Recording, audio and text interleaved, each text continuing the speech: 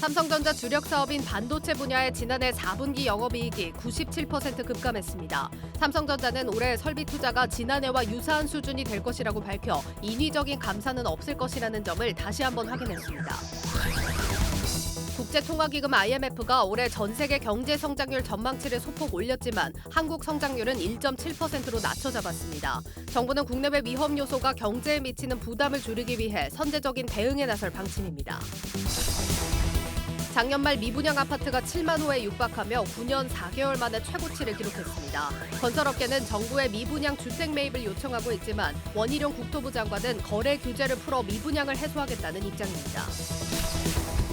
유전자 치료제 개발 기업 헬릭스미스의 경영진 교체를 놓고 새 주인인 카나리아 바이오엠 측과 소액주주 연합 측이 임시주총에서 맞붙었습니다. 카나리아 바이오엠은 헬릭스미스 인수 이후 여러 기업들을 무자본 M&A 한 것으로 알려져 진정성을 의심받고 있습니다.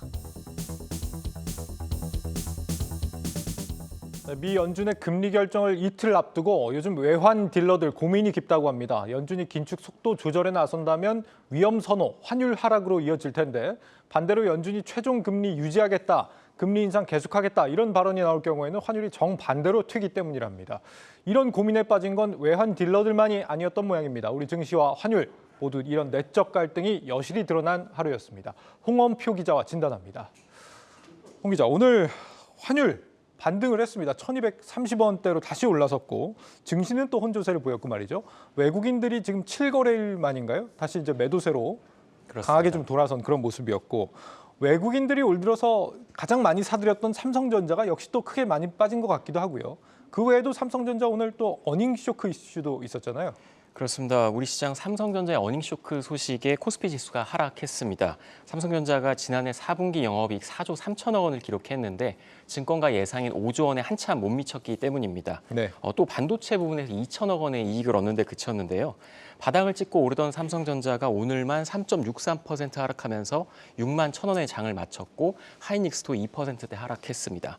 이 삼성전자의 충격이 증시 전반에 좀 영향을 미쳤는데 삼성전자는 지난해 8월부터 6만 3천 원 벽을 쉽게 뚫어내지 못하고 있습니다. 네. 이 개인 투자들이 6만 3천 원에서 7만 원 구간에 약 7조 원을 순매수한 상태인데 아무래도 이 외국인이나 기관의 수급이 좀 받쳐줘야 하는데 오늘은 기관이 삼성전자를 많이 팔았습니다. 지금 뭐 인위적인 감산은 없다 이런 그 삼성전자의 발표에 좀 실망한 매물들 좀 나온 것도 있는 것 같고 하지만 삼성 측의 어떤 자신감을 어필한 것이다 이런 평가도 일부 있는 것 같고요. 이따가 잠시 후에 또 알아보도록 하죠. IMF가 세계 경제 성장률 전망치를 상향 조정했는데 이런 와중에도 유독 한국만 하향 조정했습니다. 그렇습니다. IMF가 전 세계와 주요국의 올해 경제 성장률 전망치를 내놨는데요. 세계 경제 성장률은 지난해 10월 발표한 2.7보다 0.2% 올린 2.9로 발표했습니다. 하지만 우리나라의 성장률은 2.0에서 0.3%포인트 낮춘 1.7로 낮췄는데요. 예. IMF는 지난해 4월에는 2.9 그리고 7월에는 2.1에 이어서 지금 1월에는 1.7까지 낮췄습니다. 이번 발표에는 이제 우리나라 경제 성장률 조정에 대해 특별한 언급은 없었습니다. 일단 IMF의 전망치는 OECD나 우리나라 연구기관인 KDI보다는 조금 낮고 또 한국은행과는 비슷한 수준이고요. 우리나라 정부가 발표했던 것보다는 조금 높습니다.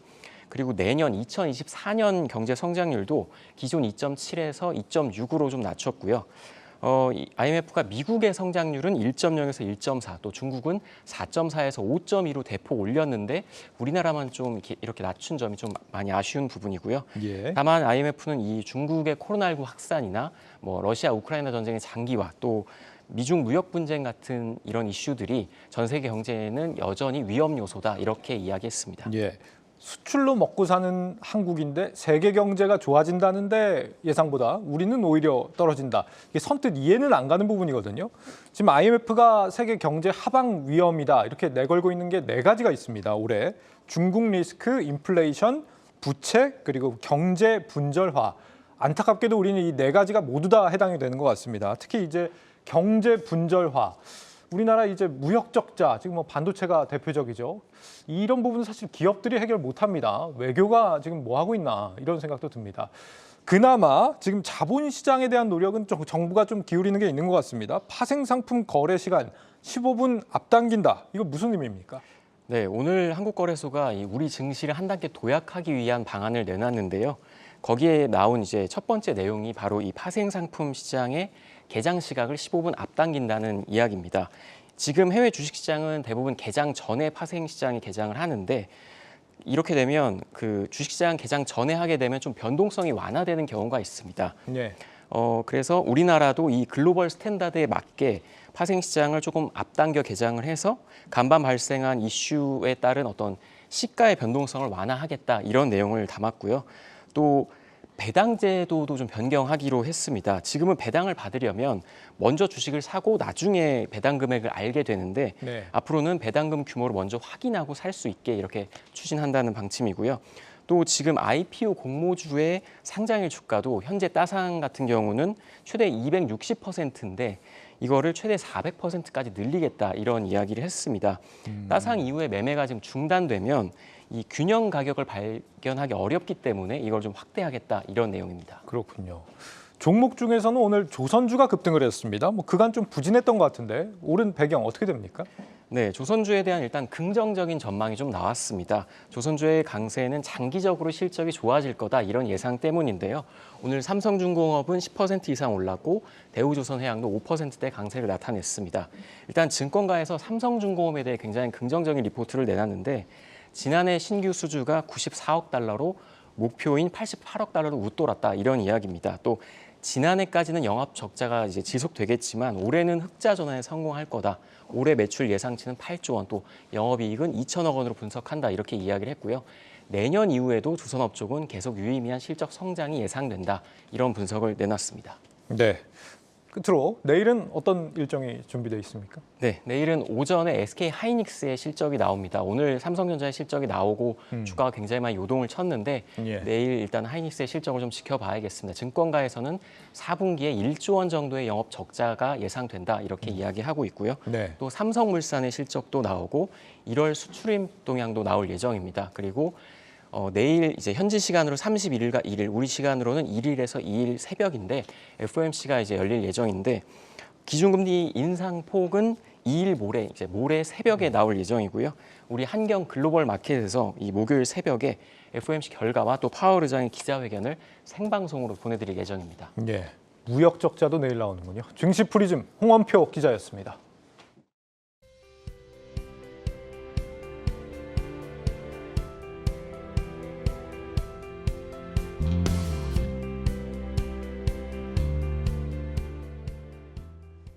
네, 그동안 분위기 좋았던 뉴욕 증시도 FOMC를 바로 앞두고는 경계감이 확 커진 모습입니다. 오민지 기자와 월가 의견 들여다보겠습니다.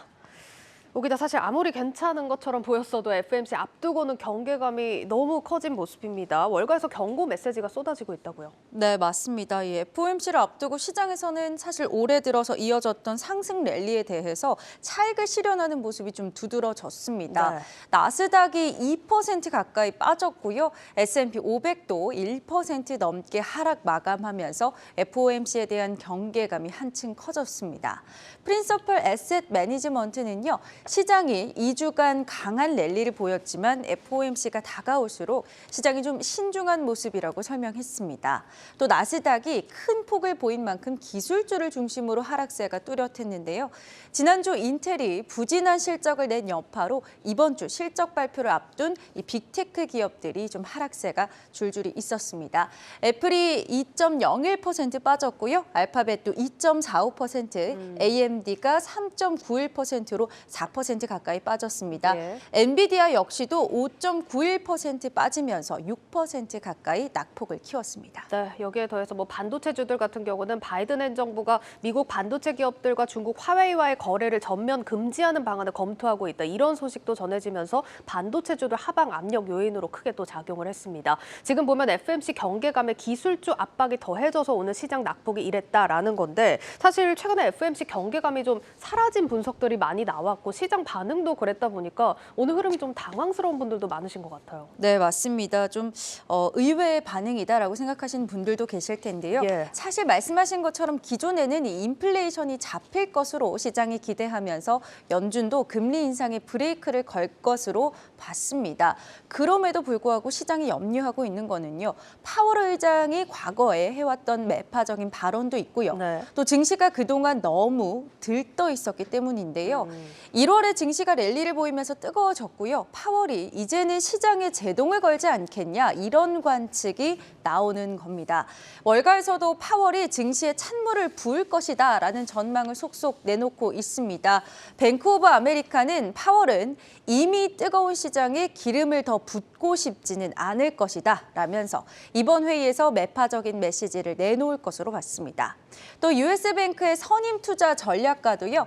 연준이 한동안 고금리를 유지할 것이라는 전망이 증시 랠리를 약화시키고 있다고 설명했는데요.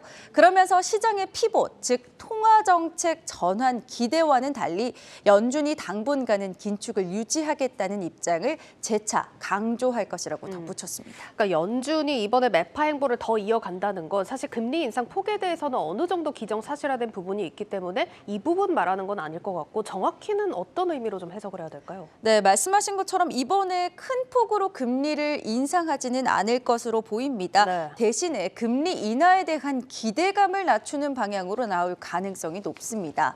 시카고 상품거래소 패드워치에 따르면 채권 전문가 99.1%, 거의 대다수가 그렇네요. 이견 없이 25bp가 인상될 것으로 보고 있습니다. 이 과거와 달리 베이비 스텝으로 이어갈 것으로 보고 있는 거죠. 이 온라인 증권 중개사인 이 XM에서도요. 수석 투자 분석가가 연준이 낮은 폭의 금리 인상을 단행하는 동시에 투자자들에게는 이 긴축의 사이클이 아직 끝나지 않았다. 이런 메시지를 상기시킬 것이라고 예측을 했습니다. 그리고 올해 말에 금리 인하가 있지 않을까 하는 이 시장의 기대감 역시도 꺾을 것으로 봤습니다. 또 블룸버그 통신도요. 연준이 25bp로 금리 인상의 속도는 늦추겠지만 금리 인상을 중단할 것이라는 신호는 보내지 않을 것으로 본다고 분석했습니다. 네, 그러니까 이번 FOMC 끝나고 파월 의장의 입에 모든 게 달렸다라고 해도 과언이 아닌 상황인 것 같은데 그러면은 이번에 연준이 어떤 방식으로든 매파적인 신호를 전달한다면 시장 반응은 어떻게 될까요? 일단 25bp가 인상될 것이라는 것에 대해서는 시장에서 어느 정도 선반영을 해왔고요. 예. 또 지난밤에 다소 시장이 주춤했기 때문에 어느 정도는 좀 소화가 됐을 것이다라는 게 전문가들의 의견입니다. 다만 낮은 확률이지만 25bp보다 큰 폭으로 인상이 단행되거나 파월의 발언이 시장 예상보다 훨씬 좀 강경하게 나온다면 당연히 시장에서는 부정적인 리액션이 있을 겁니다. 마켓워치는요. 파월 의장이 매파 발언을 강하게 하게 되면 금융시장은 빠르게 경색될 것이라면서 채권 수익률은 오르게 되고 기술주는 떨어지고 달러화가 강세될 것이다. 기존에 했던 반응 이대로 이어질 것이다라고 다시 돌아갈 설명을 거다 이런 얘기네요. 네, 했습니다. 매파 행보가 사실은 시장에 타격을 줄 수 있기 때문에 2월 장세에 대해서 특히 좀 주의할 필요가 있다. 이런 메시지도 이어지는데요. 예. 모간 스탠리의 마이클 윌슨 수석 전략가는요.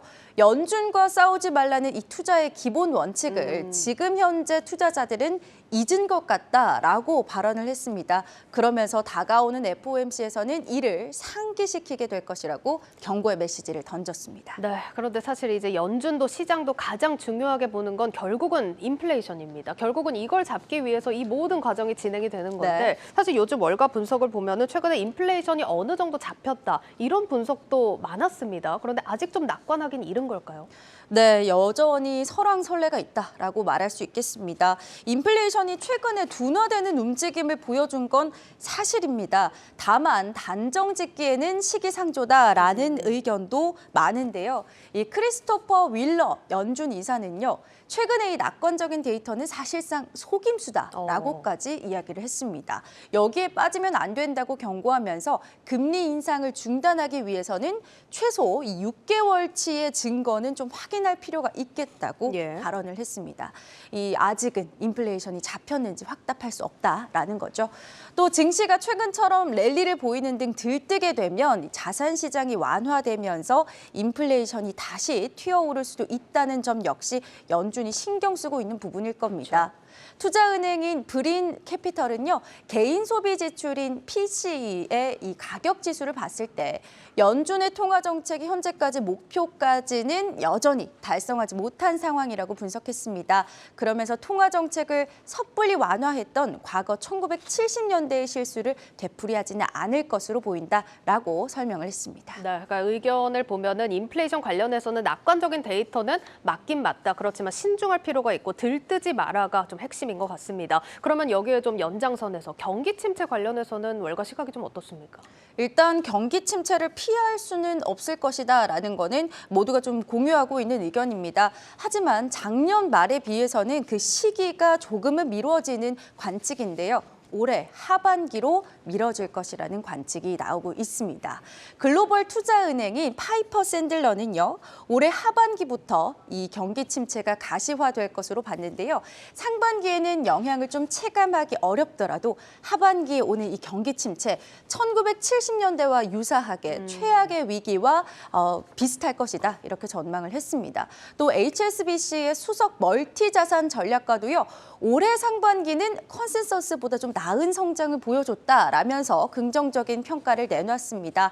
그러면서 침체가 하반기로 미뤄질 것을 시사한다고 설명했고요. 이 물가 상승률이 하락할 것이라는 기대감과 동시에 또 소비 심리가 일시적으로 회복되는 이른바 우리 골드락스라고 부르는 그 현상이 올 수도 있다라고 설명을 덧붙였습니다. 네, 이렇게 월가 의견 종합해봤습니다. 고웨스트 오민지 기자였습니다.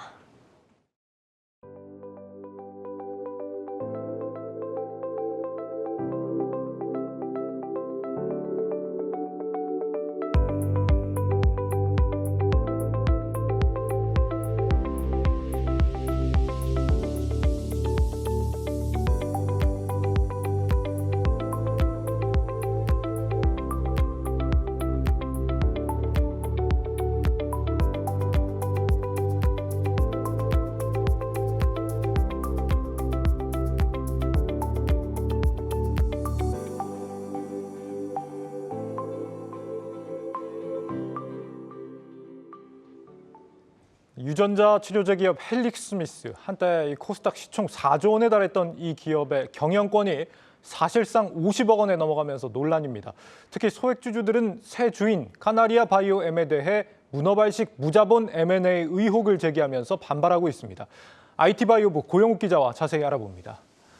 고 기자, 네. 오늘 이제 헬릭스미스 임시주총이 열렸는데 네. 경영진을 카나리아 바이오엠 측 인사들로 교체하는 안건이 지금 상정된 겁니다. 네. 분위기가 상당히 안 좋았다고요? 네, 오늘 아침에 이제 서울 강서구 헬릭스미스 본사 앞에는 전국 각지에서 모여든 소액주주들로 가득 찼습니다. 네. 뭐 이제 주주를 확인하는 과정에서 이제 회사 측 직원들과 또 주주와의 실랑이가 벌어지기도 했는데요. 예. 지금 이제 보고 계신 이제 장면입니다. 왜 이렇게 뭐 그 개인 정보를 요구를 하는지, 이거 뭐 규정에 따른 것이다, 뭐 이런 이제 실랑이가 벌어졌고요.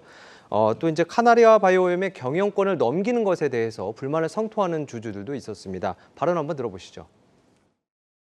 세상에 회사 자산 이 건물 800억 가는 회사하고 회사 자산이 그 현금이 1,500억을 갖고 있는 회사를 딸랑 50억에 카나리아 바이오엠이라는 어서 듣도 보지도 못한 그 회사에다가 거의 무자본 M&A 같은 걸로 회사 팔아먹으려고 그러는 거에 대해서 도저히 주주로서 네, 건물만 800억인데 50억 원에 파는 게 말이 되냐. 소액주주들의 막 그런 강한 분노가, 웃으면 안 되지만 그런 네. 분노가 좀 느껴지고 있는데요. 어떤 점들이 문제로 좀 거론이 되는 겁니까? 네, 뭐 이제 제3자 배정 유상증자 방식으로 카나리아 바이오엠의 이제 일대 주주의 지위를 넘기면서 이제 경영권 프리미엄을 얹은 것이 아니라 도리어 이제 10% 할인된 가격에 그 신주를 발행을 하기로 했거든요. 예. 이제 그 점도 좀 석연치 않고, 이제 어쨌든 이렇게 이제 증자를 통해서 받게 되는 돈은 350억 원 가운데 300억 원이 지금은 이제 카나리아 바이오엠에 흡수된 세종 메디칼이라는 회사의 전환 사채를 사들이는데 도로 나가게 됐습니다. 여기서부터가 좀 복잡한데. 네. 카나리아 바이오엠이 이제 세종 메디칼이라는 회사를 갖고 있는데 이 세종 메디칼에서 발행하는 전환 사채를 헬릭스미스 돈으로 사들였다. 맞습니다. 그인 거죠? 네. 사들인 게 아니라 맞죠? 사들인 거. 네. 헬릭스미스를 산 거는 이제 카나리아 바이오엠인데 돈은 세종 메디칼로 갔다 이런 거네요. 이 돈은 왜 세종 메디칼로 간 겁니까?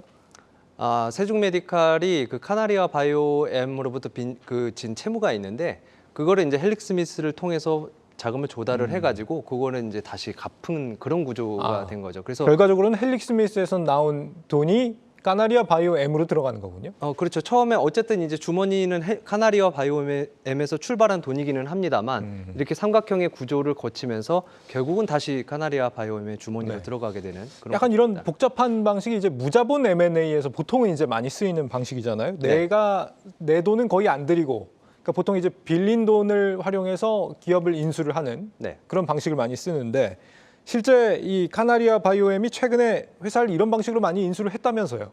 네, 지난 16일입니다. 이제 더하면 더하다고 할 수 있는 그런 사례도 있는데요. 네. 카나리아 바이오엠이 AT 세미콘이라는 회사가 갖고 있는 리더스 기술 투자라는 회사의 지분 18%를 인수를 했습니다. 그러면서 경영권을 확보를 했는데 그때는 이번 그 헬릭스미스 같은 경우에는 50억 원이 그래도 나가기라도 했는데 네. 이번 경우에는 돈이 한 푼도 나가지 않았습니다. 지금 이제 표에서 정리를 했는데요. 이것도 역시 여러 차례 현금과 그다음 전환사채를 주고 받으면서 결국은 현금이 유출입이 0이 되는 그런 거래가 이루어졌습니다. 예. 물론 이제 이런 방식의 거래가 불법은 아닙니다. 다만 이제 금융감독원은 이렇게 전환사채를 주고 받으면서 기업을 인수를 한 뒤에 허위 사실 유포 같은 이제 방식으로 주가를 상승시키는 등의 불공정 거래 행위가 뒤따르고 있는 사례가 많다고 보고 있습니다. 예, 무자본 M&A 개념이 참 어렵습니다. 여기서 보통 많이 쓰이는 게 이제 전환사채라는 건데, 네. 전환사채가 이제 받을 때는 채권인데 나중에 이제 주식으로 전환할 수 있는 그런 채권 아닙니까? 맞습니다. 네. 이게 좀 쉽게 좀 설명을 드리면은 좀 이제 조금 전에 앵커님도 말씀을 하셨지만 주식으로 바꿀 수 있는은 좀 일단 괄호로 치고 네. 그냥 대출이라고 생각하면 이해하기 쉬울 것 같아요. 그래서 처음에 이제 A라는 회사를 인수를 해서 그 A 회사의 명목으로 대출을 받고 그렇게 빌린 돈으로 B라는 회사를 사고 또 B라는 회사의 명목으로 또 대출을 받고 또 그 돈으로 C라는 회사를 사고 이렇게 해서 계속해서 네. 늘려나가는 거거든요. 일종의 뭐 카드 돌려막기 하듯이 막 계속 맞습니다. 하는 거죠? 같은 구조인 네. 겁니다. 근데 이제 심지어 대출보다 더 좋은 점은 이걸 아까 전에 말씀하셨다시피 주식으로 전환을 할 수 있는 거죠. 이렇게 되면은 이제 빌려준 사람이 이제 주식으로 바꾸겠다고 하면 이제 이게 자본이 되니까 그 돈을 갚지 않아도 되는 거고요. 빚이 자본이 되는 만큼 재무 구조도 좋아지겠죠. 이제 그렇다면 이제 주식으로 바꾸려게 하려면 어떻게 하겠습니까? 결국은 이제 주가를 띄워야겠죠. 네, 인수합병설로 주가를 이렇게 띄운 뒤에 보통은 전환사채를 주식으로 바꾸고 크게 돈을 벌고 빠져나가는, 보통 이제 이렇게 되면은 전환사채 발행하는 회사 같은 경우는 망가지게 될 수밖에 없겠죠. 네. 과거에도 이런 사례가 좀 많지 않았습니까? 맞습니다. 여러 가지 사례가 있는데 거의 뭐 표본이라고 할 수 있는 곳이 이제 쌍방울이라고 할 수 있을 것 같아요. 지금 네. 계속해서 이제 좀 언론에 노출이 되고 있는 분인데 이제 조폭 출신으로 알려진 그 김성태 전 쌍방울 회장이 2010년에 이 쌍방울의 경영권을 이제 쥐고 나서 이제 그것을 발판으로 좀 전에 말씀드린 대로 이제 전환사채를 계속 찍어내고 그 뒤로 이제 광림과 뭐 SBW 생명과학 등의 8개 상장사를 거느리게 됐습니다. 그 이제 주가 조작도 있었고요. 예. 네, 결국 이제 카나리아 바이오엠을 두고 제2의 쌍방울 사태를 우려하는 목소리가 나오는 것도 결국 이런 맥락입니다. 참고로 말씀을 드리면 카나리아 바이오엠의 지배구조 끝까지 올라가면은 과거에 이제 황우석 테마주로 해서 이제 홈캐스트 주가 조작 사건에 연루됐던 신재호라는 인물이 나옵니다. 지배구조상에 뭔가 석연치 않은 부분들이 있는 걸로 추정이 됩니다. 소액주주들 입장에서는 M&A가 경영을 개선하는 방향이 돼야 되는데 이렇게 무자본 M&A를 하는 회사가 헬릭스미스를 사들였다. 그 자체가 좀 문제가 있다고 보는 입장인 것 같습니다. 헬릭스미스 경영권 관련해서 소송도 최근에 여러 번 제기가 됐다면서요? 네, 맞습니다. 이제 2건이었습니다. 먼저 이제 소액주주들이 이제 제기한 주주 명부를 좀 보게 해달라 이런 그 열람에 대해서는 법원이 허용을 했고, 네. 그 다음은 이제 임시주총이 적법하게 진행이 되는지 좀 확인해 보겠다. 이것을 살피는 검사임을 선임하게 해달라는 요청은 기각됐습니다. 네. 이제 이 때문에 소액주주들은 이제 깜깜이 개표를 우려하는 상황이고요. 근데 저도 이제 이번에 아침에 이제 가서 보니까 헬릭스미스가 기존과 달리 이번에 이제 취재진의 그 주주총회장 입장을 제안하기도 했습니다. 그랬군요. 오늘 소란이 불거진 임시주총 안건이 이제 카나리아 측이 선임하는 경영진으로 교체하는 안건인데 네. 구체적으로 어떤 내용을 담고 있습니까? 네, 이제 말씀하신 대로 경영권 양도로 인한 경영진 교체이고요. 사내이사 후보로는 현 헬릭스미스의 대표인 김선영 대표, 그리고 관계사인 조금 전에 아까 말씀드렸던 세종메디칼의 김병성 대표가 이름을 올렸습니다. 네. 세종메디칼은 헬릭스미스의 경영권을 인수한 카나리아 바이오엠에 얼마 전에 흡수 합병까지 됐습니다. 이 외에 회계사 1명, 변호사 2명이 사회이사 후보로 올라왔는데요. 이들도 역시 카나리아 바이오엠 측과 협력한 경험이 있는 것으로 알려졌습니다. 앞서 이제 헬릭스미스 측은 의결권 자문사인 글래스 루이스가 안건에 모두 찬성할 것을 권고했다고 밝혔는데요. 소액주주 연대 비상대책위원회 측은 김선영 대표 사내이사 선임을 뺀 나머지 안건은 모두 부결시키겠다는 입장입니다. 발언 한번 들어보시죠. 카나리아 바이오엠에서 갑자기 우리 회사를 갖다가 인수를 하고 최대 주주가 되고 경영권을 가져갔는데요. 너무 급박한 시간에 이루어진 거라 가지고 저희가 굉장히 분석하고 그럴 상황이 안 됩니다. 이번 임총에서는 저희는 부결시키고 정총 때까지 아직 2개월이 남았습니다. 그때 찬반 결정을 하지. 네, 이제 김 대표는 그렇다면 왜 남겨뒀냐? 그거는 이제 결국 헬릭스미스의 핵심 파이프라인인 엔젠시스를 개발했기 때문인 것으로 이제 풀이할 수 있습니다. 네, 지금 임시주총 투표를 69명씩 입장으로 제안을 하면서 투표장 밖에서 막 소동도 크게 나고 욕설도 막 난무하고 그런 상황이다라고 그렇습니다. 하던데. 네. 지금 그러면은 결과는 아직 안 나오는 거죠? 언제쯤 알 수 있습니까, 혹시? 맞습니다. 지금 이제 계속 개표 집계를 하고 있는 상황이고요. 아직 그렇게 개표율이 많이 진전은 안 된 것으로 지금 알고 네. 있습니다. 그래서 늦어지면 오늘 밤 새벽을 새벽에도. 넘어갈 수도 있을 것으로 보이고요. 지금 양측 표 대결이 어떻게 결론이 날 걸로 좀 예상이 되죠? 일단은 이제 지분 구조를 봤을 때 지금 네. 김선영 대표와 특수관계인, 그리고 이제 얼마 전에 참여하기로 한 카나리아 바이오엠의 이 지분을 모두 모으면은 한 14% 가량이 됩니다. 여기다가 이제 외국인이라든지 아니면 사측과 입장을 같이 하는 또 소액주주들이 있을 거 아니에요. 이들의 우호 지분까지 포함을 하면 한 30%대 되는 것으로 알려져 있고요. 예. 이제 비대위 측이 지난 2021년 7월 임시주주총회에서 42%, 그리고 지난해 3월 정기주총에서는 34%가량 표를 결집을 했습니다. 비대위 측이 좀 더 유리하군요. 지금 네, 상황에서. 그렇습니다. 예. 지금도 약간 유리한 것으로 얘기를 했고, 또 이번에 승리로 자신을 하기도 했습니다. 이제 이렇게 해서 비대위가 이기게 되면 이제 오는 3월 정기주총까지 현재 경영진 체제가 유지가 되고, 그동안에 그 자리에 앉힐 새 인물을 물색하겠다는 계획입니다. 이제 반대로 사측이 이기면 이대로 경영권은 카나리아 바이오엠의 수중에 들어가게 됩니다. 신주 발행일은 오는 7일입니다. 네. 소액주주들이 저렇게 걱정을 하고 있는데 당국도 좀 들여다봐야 되는 게 아닌지 싶습니다. IT바이오부 고영욱 기자였습니다.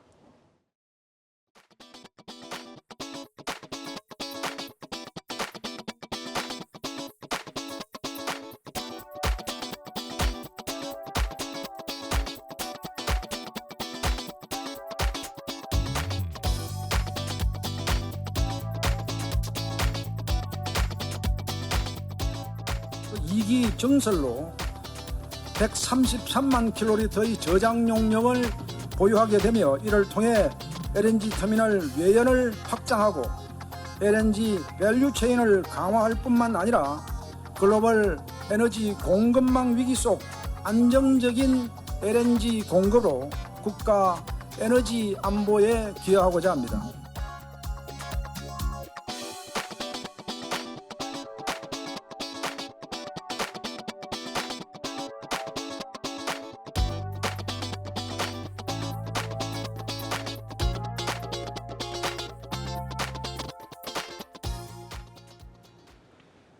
삼성전자가 다시 한번 반도체 감산은 없을 것이라고 못 박았습니다. 경쟁사들이 반도체 감산과 설비 투자 축소에 나서고 있지만 원가 경쟁력을 앞세워 감산 없이 중장기 수요에 선제적으로 대응하려는 전략으로 해석됩니다. 신재근 기자입니다.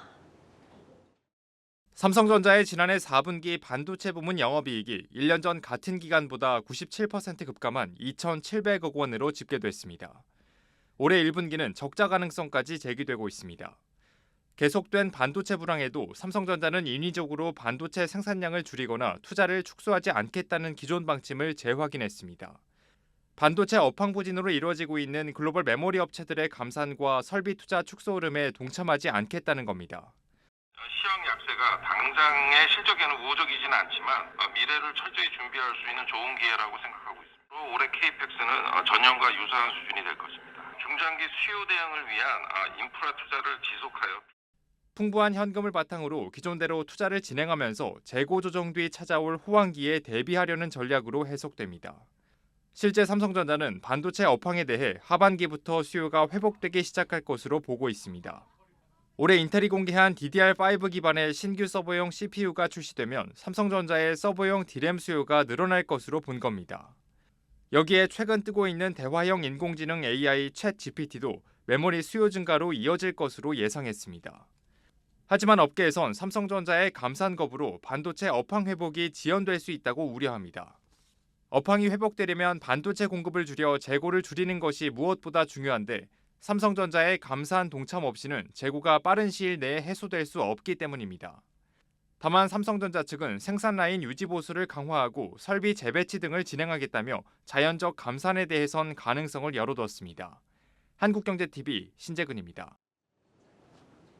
오늘 삼성전자 주가는 어닝쇼크 여파로 3% 넘게 하락했지만 삼성 SDI는 보합권에서 거래를 마치면서 선방했습니다.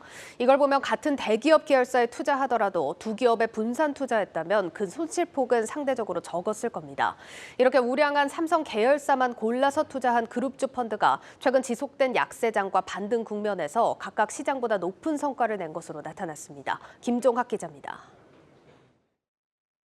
주식시장이 반등을 시작한 지난해 4분기 이후 삼성전자 주가와 삼성그룹주 펀드를 비교한 성과입니다. 삼성그룹주 펀드는 최근 석 달간 7에서 8% 수익을 보이며 같은 기간 3%가량 오른 코스피는 물론 삼성전자 단일 종목 성과보다 3%포인트가량 웃돌았습니다. 지난해 12월 삼성전자가 11% 하락하던 기간에도 국내 4개 운용사가 운용 중인 삼성그룹주 공모펀드의 하락폭은 절반 수준에 그쳤습니다. 한 종목을 10% 이상 담지 못하는 일반 펀드와 달리 그룹주 펀드는 주식 선물을 활용해 시장 상황에 따라 25%에서 최대 30%까지 비중을 공격적으로 늘려가며 수익률을 높여왔기 때문입니다. 연초 이후에 이런 운용 전략 개편 효과가 긍정적으로 작용을 하고 있습니다. 편입했던 삼성전자 주식 선물 효과가 나오고 있는 거고요. SDI는 주식 선물은 따로 편입하고 있지는 않지만은 16% 정도 올랐는데 비중이 한 10% 가까이 되다 보니까 긍정적인 영향을 주고 있는 상황이다. 지난해까지 삼성그룹주 펀드 투자자 이탈로 고전하던 한국투자신탁운용은 16개 계열사에 기계적으로 분산하던 전략을 포기한 뒤 펀드 운영 성과도 살아났습니다. 반등장에 대비해 9% 수준이던 삼성전자 비중을 22%까지 높이고 동시에 전기차 배터리 성장에 기댄 삼성 SDI와 삼성전기를 각각 11%로 비중을 늘려 시장 수익을 앞선 겁니다. 상장지수 펀드로 규모가 가장 큰 삼성코덱스 삼성그룹주 ETF는 삼성 SDI 단일 종목 비중을 27%까지 늘려 삼성전자 주가 변동으로 인한 영향을 상대적으로 덜 받았습니다. 치는 아무래도 IT의 회복과 그리고 주식 선물 편입 효과가 있다고 보고 있거든요. 삼성그룹주 펀드가 작년도 그렇고 역사적으로 약세장에서 이제 다른 펀드 대비 좋은 수익률 방어력을 보여줬기 때문에 지금과 같은 시장 컬러에 좀 맞는 투자 대안이 아닐까 이렇게 보고 있습니다. 삼성그룹주 펀드 운용사들은 상반기 반도체 업황 바닥을 확인할 지표가 나오기 전까지 약세장이 지속될 위험이 있다고 보고 수익률을 방어할 배터리와 바이오, 금융 계열사를 중심으로 포트폴리오를 좁혀나갈 예정입니다. 한국경제TV 김종학입니다. LG전자의 생활 가전 사업이 전 세계 1위를 차지했습니다. 경기 둔화의 직격탄을 맞아 실적이 안 좋은 상황에서도 110년 역사를 자랑하는 미국 월풀사를 꺾고 가전 명가의 자존심을 지켰습니다. 올해는 비용 정상화에 역량을 집중해 수익성을 개선하겠다는 방침입니다. 정재훈 기자입니다. 1911년 세계 최초 전기 세탁기를 개발한 미국 생활가전 업체 월풀. 북미를 포함한 전 세계 시장에서 LG전자와 세계 1위 타이틀을 두고 치열한 경쟁을 펼쳐왔습니다. 우리 시간으로 오늘 미국 월풀이 지난해 우리 돈 1조 5천억 원 규모의 영업 손실을 발표하면서 2022년 경쟁은 LG전자의 압승으로 마무리됐습니다. LG전자 생활가전 사업부가 2020년엔 영업이익, 또 2021년엔 매출에서 월풀을 꺾은 적이 있지만 매출과 영업이익 모두 따돌린 건 이번이 처음입니다. 월풀은 우크라이나 전쟁에 따른 러시아 시장 철수와 인플레이션 영향으로 대규모 영업 손실이 발생했다고 밝혔습니다. 같은 이유로 LG전자 역시 실적 타격을 입었지만 수요 변동폭이 적은 프리미엄 제품을 앞세운 결과 월풀과 4조 원 이상의 매출 격차를 벌릴 수 있었습니다. 역대 최대 매출로 세계 1위 생활가전업체에 올라선 LG전자지만 현재 사업 환경은 마냥 안심할 단계가 아닙니다. 지난해 4분기 생활가전 사업부 영업이익은 직전의 같은 기간보다 84%나 급감해 수익성이 크게 악화됐습니다. 다행인 건 비용 부담의 주 원인이었던 물류비와 부품값이 안정화 추세로 접어들었다는 점입니다. 작년 4분기부터는 재료비 다운되는 게 어느 정도 좀 효과가 있었을 거다라고 보고 있고, 그리고 물류비 같은 경우는 보통 연간 단위로 계약을 하거든요. 연말에 그 계약을 잘 끝내서 올해 1분기부터는 물류비 부담도 많이 세이브될 걸로 보고 있습니다. 증권가에서도 최악의 상황은 벗어났다며 일제히 LG전자 목표 주가를 올리는 등 비용 정상화 효과를 기대하고 있습니다. LG전자는 올해 물류비 정상화로 팬데믹 이전 수준까지 회복할 방침입니다. 물류비가 2021년 수준만 회복해도 연간 7,300억 원의 이익 개선 효과를 기대할 수 있습니다. LG전자의 추격을 허용한 미국 월풀 역시 올해 비용 정상화 노력으로 1조 원 규모의 수익 개선 효과를 바라고 있습니다. 올해 북미를 포함한 대부분 가전시장은 불황이 지속돼 수요가 지난해보다 줄어들 것으로 전망됩니다. 불안한 사업 환경에도 LG전자는 프리미엄 전략을 앞세워 월풀과의 격차를 더 벌리겠다는 입장입니다. 한국경제TV 정재홍입니다.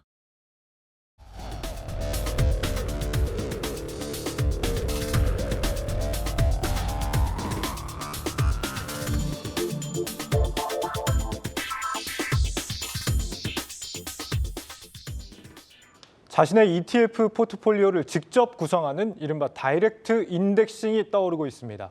원하는 상품을 스스로 만드는 이른바 DIY 트렌드가 최근에 증권업계로까지 번진 겁니다. 네, 어떻게 만들고 또 가입했을 때 어떤 경쟁력이 있는지 증권부 박혜린 기자와 심층 분석해 보겠습니다. 박 기자, 일단 다이렉트 인덱싱 용어부터가 좀 새로운데 이게 어떤 상품이에요? 네, 투자자가 직접 포트폴리오를 만들어서 일종의 지수처럼 관리하고 투자하는 상품입니다. 인덱스를 추종한다는 점에서 패시브 투자와 비슷하게 보이지만 자신이 설정한 기준에 맞게 리밸런싱까지 이루어진다는 점에선 액티브적인 운용이 가미됐다고 볼 수 있겠습니다. 네. 다이렉트 인덱싱이라는 용어가 조금 생소하다 보니까 저는 내 손으로 만드는 DIY ETF라고 표현하고 싶은데요. 그게 쉬울 것 같아요. 네, 그렇죠. 이렇게 또 말로만 들어서는 사실 어떤 방식으로 서비스가 운영되는지 잘 이해가 가지 않습니다. 그래서 제가 현장에 직접 다녀왔습니다. 함께 보시죠. 평소 관심 있는 테마를 선택하고 꼭 넣고 싶은 특정 개별 종목을 추가합니다. 종목별 비중까지 내 맘대로 조정하면 세상 어디에도 없는 나만의 지수가 탄생하게 됩니다. 6개월 전 내가 이 지수를 만들고 투자했다면 어땠을까? 내가 만든 지수의 과거 수익률도 확인해보고 다른 사람의 수익률과도 겨뤄볼 수 있습니다. NH투자증권의 이 서비스를 내달부터 매매까지 가능하도록 정식 출시할 예정입니다. 최근 ETF 시장은 테마형 ETF로 집중되면서 더 이상 차별화된 상품이 아닌 표준화된 투자 수단으로서 굳어지고 있습니다. 실적 투자 욕구에 초개인화된 맞춤형 투자 방법인 다이렉트 인덱싱은 또 다른 투자 대안이 될 수 있을 거로 예상하고 있습니다. 핀테크 업체 두물머리는 투자 국가부터 개인이 선호하는 투자 전략 기법, 성장성과 거래량 등 다양한 기준에 맞춰 자신의 지수를 설계할 수 있도록 도와주는 테일러 서비스를 지난해부터 제공하고 있습니다. 나만의 지수를 만들면 한국투자증권 계좌와 연계해 실제 매매로 이어질 수 있습니다. 개별 맞춤 운용 상품이 제공되는 건 과거에는 고액 자산가들에게만 사실은 허락됐던 방식이에요. 데이터 기술과 AI의 힘을 이제 받아서 누구나 다 그런 서비스를 누릴 수 있게 됐다라고 보시면 되겠습니다. 실제로 ETF의 미래라고 이제 미국에서는 불려지면서 월스트리트 전체에서 이 다이렉트 인덱싱 기술을 선점하기 위한 경쟁 인수전이 지난 2, 3년 동안 펼쳐질 정도로 굉장히 대세가 되고 있습니다. KB와 한화 등 국내 운용사들도 현재 관련 사업을 추진하고 있습니다. 전문 펀드 매니저가 아닌 개인 투자자가 직접 종목과 투자 비율을 정해 ETF처럼 투자할 수 있는 다이렉트 인덱싱. 핀테크 업체와 증권사, 자산운용사들은 다이렉트 인덱싱 시장을 미래 먹거리로 삼고 시장 공략에 분주한 모습입니다. 야, 이게 진짜 투자에 자신 있는 분들이라고 하시면 네. 한번 직접 해보는 것도 진짜 재밌을 것 같다는 생각도 듭니다. 이게 뭐 방식은 들어서 이제 어느 정도 이해가 되는데 만약에 이제 제 예산이 한 300만 원이다 이렇게 네. 가정을 하면 뭐 삼성전자의 한 20% 네. 그리고 카카오뱅크의 30% 아니면 뭐 LG생활건강의 50% 이런 네. 식으로 이렇게 투자가 그렇게 투자하기를 원하는 모양이네요. 그런가요? 그 종목들을 선호하는 모양입니다. 노코멘트입니다. 네. 네. 그런 식으로 담을 수는 있는데요. 네. 현재 해외 주식 매매의 경우에 소수점 거래를 적용할 수 있어서 더 정교한 한편 국내는 한 주 단위로만 가능하기 때문에 그렇죠. 말씀하셨던 예를 들어 LG생활건강과 같은 이 액면가가 큰 주식은 허들로 작용을 합니다. 다만 연내에는 국내 주식도 소수점 거래가 가능해질 전망이기 때문에 이 점도 추후 보완될 수는 있습니다. 네. 꼭 이 서비스를 활용하지 않더라도 내가 이제 주식창에서 개별 종목들을 이렇게 골라서 따로 투자를 하는 방법도 있을 텐데 네. 이렇게 다이렉트 인덱싱을 하는 거하고 많이 좀 다를까요? 개별 종목을 투자할 때는 사실 어디서 뭐 좋다고 듣거나 아니면 평소 관심 가던 종목을 찾아서 내가 공부해서 선택하는 방식이잖아요. 네. 그런데 투자자들이 이렇게 모든 종목의 정보를 다 알고 고르는 건 어렵잖아요. 그래서 하나하나 또 개별 기업의 재무제표 들여다보는 것도 어렵고요. 그런데 예를 들어 이 두물머리의 테일러 서비스에서 매출 대비 R&D 투자 비율, 또 재고자산 회전율 등의 탭을 선택을 하면 관련 종목들을 스크리닝해서 제시해 줍니다. 또 주가 변동에 맞춰 투자 비중을 볼 수 있고 3개월 혹은 6개월, 1년 주기로 포트폴리오를 재조정하도록 알려주기도 합니다. 나에게 맞는 종목을 찾는 것을 기본으로 맞춤형 지수를 만들어주는 시스템이다. 이렇게 생각하시면 쉽겠습니다. 그렇군요.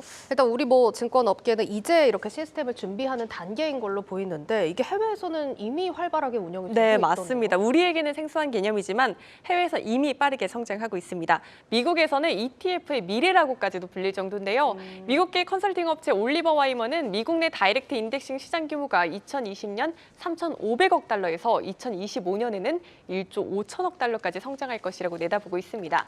이에 따라 글로벌 자산운용사들 일찌감치 이 시장에 뛰어든 상황입니다. 세계 1위 자산운용사 블랙록은 2020년에 다이렉트 인덱싱 업체 아페리올이 인수를 했고요. 세계 2위 운용사 뱅가드도 작년 맞춤형 포트폴리오 업체 저스트 인베스트를 합병하는 등 해외에선 이 시장의 성장성에 이미 베팅했습니다. 오히려 국내는 아직 초기 단계로 앞서 리포트에서 보여드린 NH투자증권이 베타 서비스를 제공하고 있고 또 핀테크 기업인 두물머리가 한국투자증권과 연계의 서비스를 선보이고 있습니다. 두물머리라는 이 핀테크 기업은 최근 싱가포르 법인까지 설립해서 싱가포르 자산관리 시장까지 공략할 준비를 마쳤습니다. 네. 그리고 또 궁금한 점이 뭐 자꾸 저만 계속 의혹을 제기하는 것 네. 같아서 좀 죄송한데 이미 시중에 이제 전문가들이 짜놓은 ETF 상품이 네, 존재하지 그렇죠. 않습니까? 네. 이게 전문가들이 짜놓은 건데 말이죠. 내가 직접 짠다라고 했을 때 이런 ETF 상품들보다 과연 경쟁력이 있는가 싶기도 네, 합니다. 그럴 수 있습니다만 이 기존 지수를 추종하는 ETF가 기성복이라고 한다면 이건 맞춤 양복, 테일러 양복이라고 보시면 됩니다. 액티브 운용 같은 경우도 추종하는 이 기초자산의 비중을 조절하는 것까지는 가능을 한데 특정 종목을 제외할 수는 없습니다. 이와 달리 다이렉트 인덱싱은 이 포트폴리오 내 종목을 빼거나 대체하거나 비중을 조절할 수 있어서 자유롭고요. 여기에 또 절세 매력까지도 꾀할 수 있습니다. 절세면은 저도 한번 해보고 싶다 생각도 드는데 네. 어떤 방식으로 가능한 걸까요? 네, 미국에서도 이 시장이 커지게 된 이유가 바로 절세인데요. ETF는 한 종목처럼 움직이지만 다이렉트 인덱싱의 경우 개별 종목이기 때문에 손익 통산이 가능합니다. 예를 들어 우리도 2025년 금투세 도입 앞두고 있잖아요. 연간 5천만 원까지는 공제가 되지만 그 이상으로는 22에서 27.5%의 세금이 적용되는데 이때 손익 통산으로 절세를 꾀할 수 있습니다. 예를 들어서 LG 에너지 솔루션으로 내가 7천만 원을 벌어서 이 세금을 내야 한다면 올해 손실을 본 카카오로 일정 부분 팔아서 이걸 5천만 원 아래로 이익을 낮추는 방식입니다. 조절이 가능하다는 네, 거죠? 그렇습니다. 네, 그래서 모건 스탠리는 다이렉트 인덱싱의 유연성은 재무 자문가와 고객으로부터 많은 관심을 끌고 있다며 다이렉트 인덱싱 전략의 절세 혜택은 효율적인 자산군에서 가치가 더욱 높아진다라고 말하기도 했습니다. 국내에서도 금투세 도입 후 다이렉트 인덱싱의 강점은 더 부각될 전망입니다. 그렇군요. 그러니까 이게 뭐 들어보니까 고객들한테는 선택 폭도 훨씬 넓어지고 네. 뭐 재미도 있을 것 같고 절세 효과도 있다니까 장점들은 이렇게 우리가 충분히 들어봤는데 네. 증권사나 운용사 입장에서는 사실 이 사업을 왜 하냐라는 질문을 던져볼 네. 수도 있을 것 같아요. 이게 뭐 비용도 그렇고 많은 돈이 들어갈 텐데 이게 좀 돈이 되는 사업일까요? 아직까지 이 서비스를 상용화한 단계는 아니기 때문에 수수료가 명시된 곳은 없지만 오늘 이제 가서 물어보니까 NH 경기투자증권은 투자 금액이 0.04%에서 0.05% 정도의 자문료만 받을 예정이고요. 두물머리의 경우 특정 서비스를 제외하고 무료로 제공하고 있었습니다. 한국투자증권에서도 별도의 수수료를 수취하는 개념은 아니고 모객 효과를 노리고 있었습니다. 당장 이렇게 돈을 벌지는 못하는데 왜 이렇게 다들 열을 올리는 것이냐라고 한다면 이 새 먹거리를 발굴함과 동시에 경쟁사에 또 새로운 핀테크 업체의 새 먹거리를 빼앗기지 않기 위해서라고 생각하시면 됩니다. 실제로 올리버 와이먼은 2025년까지 고액자산가 ETF 등 패시브 투자 20에서 25%를 이 다이렉트 인덱싱이 대체할 것이라고 내다봤습니다. 네, 이렇게 기술의 발전이 또 고객의 현명한 투자를 돕는 한편 증권사들의 또 새로운 먹거리로 잡아가는 것 같습니다. 증권부 박혜린 기자와 심층 분석했습니다.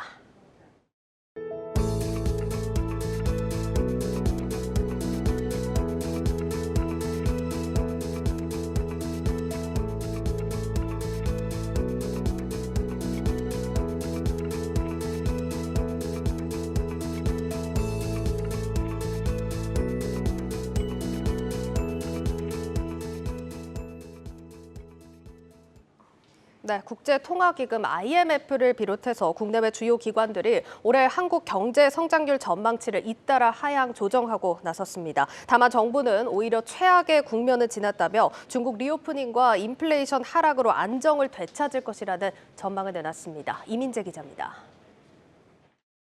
주요 기관들에 이어 국제통화기금도 한국 경제 성장률 전망을 1%대로 낮췄습니다. 3개월 만에 2%에서 1.7%로 내려잡았습니다.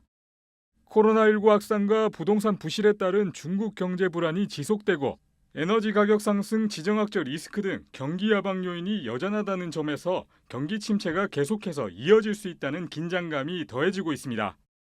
다만 정부는 세계 경제가 최악의 국면을 지나고 있다고 강조하며 이런 우려를 덜어내고 있습니다. 과거보다는 조금 나은 상황으로 이렇게 가는 것, 이런 것들이 좀 더 확실하게 그런 금리의 임팩트 충격을 좀 정확히 좀 예측할 수 있는 이런 상황이 되지 않았나. 최악보다는 좀 안정적으로 가는 거 아닌가, 그런 상황들을 많이 반영을 하고 있는 것 같습니다.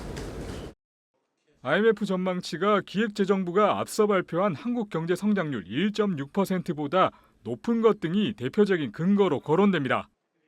IMF가 세계 경제 성장률은 미국, 유로 등의 견조한 소비, 투자 등을 이유로 2.9%로 0.2%포인트 올린 것도 맥을 같이 한다는 분석입니다.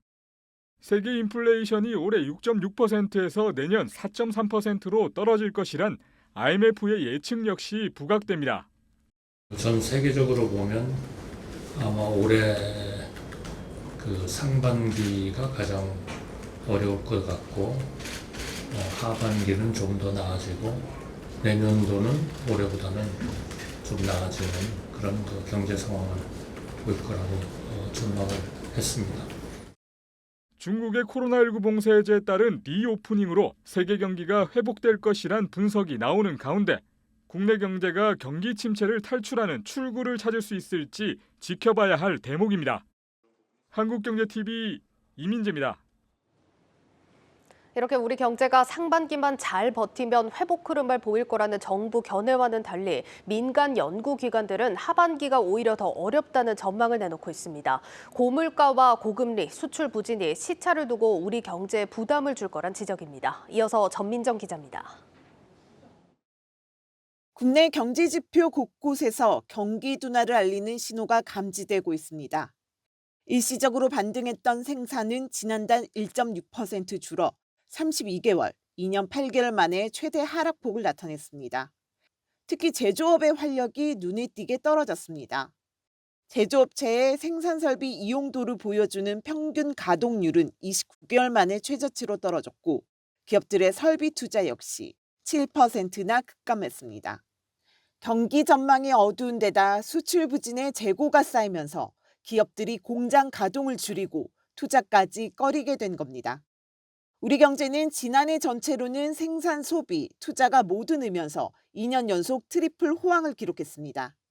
하지만 하반기 들어 경기 둔화 조짐이 나타났고 연말부턴 경기가 본격적으로 꺾이기 시작했다는 분석입니다. 앞으로의 경기 전망을 나타내는 선행지수도 6개월째 내리막길을 걷고 있는 상황. 이제 관심은 이러한 경기 침체 흐름이 언제까지 이어질 것이냐에 쏠리고 있습니다. 일단 정부와 한국은행, 국책연구기관 등에선 올해 경기가 상반기 바닥을 찍고 하반기에 반등할 것이라고 내다봅니다.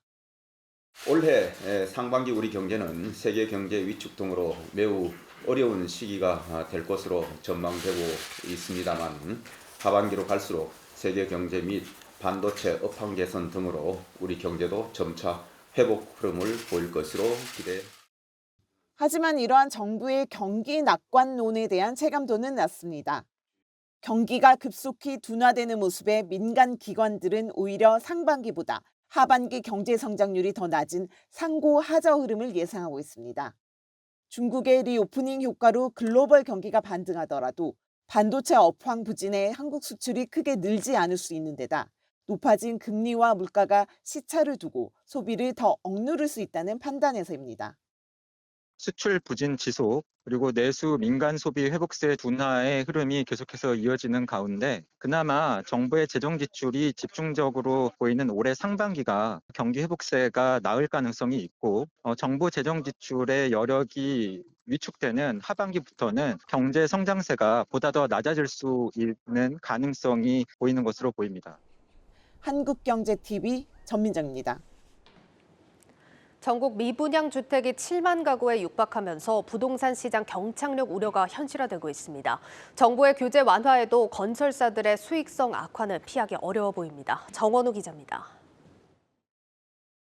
지난해 12월 말 기준 전국 미분양 주택은 6만 8,107가구입니다. 정부가 위험 수위로 제시했던 6만 2천 가구를 단숨에 넘어 부동산 침체기였던 10년 전 수위에 임박했습니다. 2달 연속 1만 가구, 1년 새 5만 가구가 늘어날 만큼 속도도 빠르고 악성으로 분류되는 준공후 미분양도 12월 다소 크게 늘면서 경착륙 우려가 커졌습니다. 이 부분이 방치되게 되면 이게 눈사태처럼 시장 전반에 경착륙에 악영향이 있을 수가 있기 때문에 미분양은 건설사들의 자금 압박을 키우고 결국 수익성 악화로 이어집니다. 실제 지난 연말부터 주요 건설사들의 영업이익이 급격하게 줄고 있는 것도 이와 무관치 않습니다. 특히 선분양에 비해 건설사들의 자금 부담이 큰 후분양 단지들도 최근 청약 미달과 미계약이 쏟아져 우려를 더 키우고 있습니다. 건설사들은 정부에 미분양 주택 매입을 공개 호소하고 나섰지만 전날 원희룡 국토부 장관은 시장 경제 원리를 강조하며 건설사들의 자구 노력이 먼저라는 점을 분명히 했습니다. 한국경제TV 정원우입니다. 안철경 보험연구원장이 최근 보험 시장의 유동성 위기를 놓고 원인은 급격한 금리 인상과 절판 마케팅에 있다며 보험 산업의 관행을 꼬집었습니다. 안 원장은 오늘 기자간담회를 열고 절판 마케팅은 한국 보험 시장의 역사와 함께 전해지고 있는 관행인데 장기적으로 보면 매우 부정적인 결과로 나타나 결국 시장의 부메랑으로 돌아온다고 지적했습니다. 이어 최근의 유동성 리스크도 결국 10년 전 절판 마케팅으로 판매했던 저축보험의 만기 도래로 인한 것이라며 향후 보험 시장 리스크 관리와 건강성 회복 차원에서 보험사들은 절판 마케팅을 매우 경계해야 한다고 강조했습니다.